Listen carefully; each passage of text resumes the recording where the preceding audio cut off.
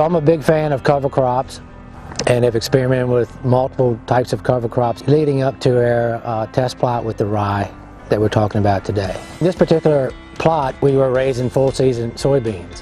One of our goals was to see if we could plant in standing rye and rolled rye, and we wanted to try to measure that against our common practice of killing the cover crop out early and then planting in the dry matter left behind.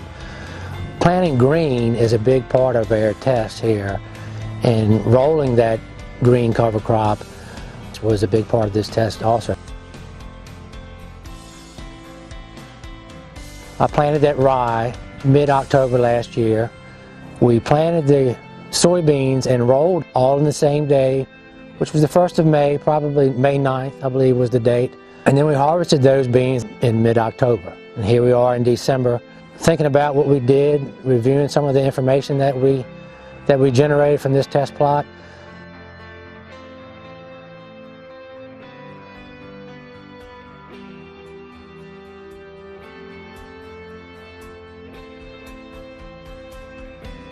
The rye in itself is a great cover for holding back weeds. There is very little weed pressure in this field anywhere, simply because of the rye.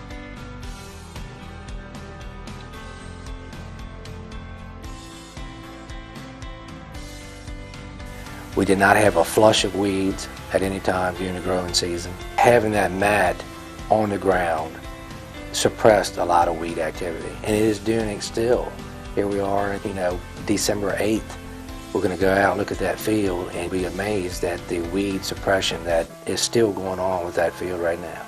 Here in the foreground is where we did our plot with the rye. I do have vetch planted out here in both fields, so that is some of the greenery that you're seeing. But hopefully you can see in the background there's a lot more weed pressure than there is here where I had the rye. Whether the rye was rolled or not rolled, the rye has done a great job of suppressing our weeds here in December. Whereas that was a wheat cover crop that really has virtually no cover left. And as you can see at this point, it has a lot of weed pressure. So there's no doubt in my mind that the rye, no matter how you manage it, has a lot of value in weed suppression.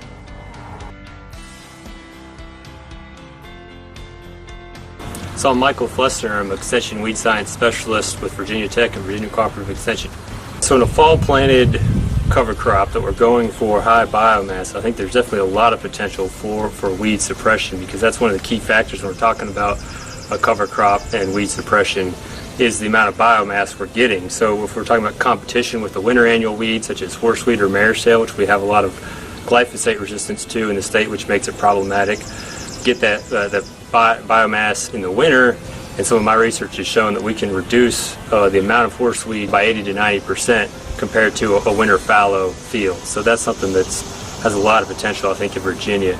The other thing is when we have all that biomass, if we can use that to make a mulch layer, that mulch layer is going to prevent sunlight from getting down to those seeds. And so the small seeds, particularly pigweed or Palmer amaranth, is one we have a lot of problems with in Virginia.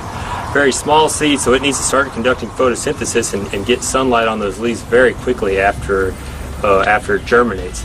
We have that mulch layer there above it, it doesn't have enough energy contained in that small seed to get through it. And so that's another species that has a lot of herbicide resistance that I think we can really help manage through the use of a high biomass cover crop.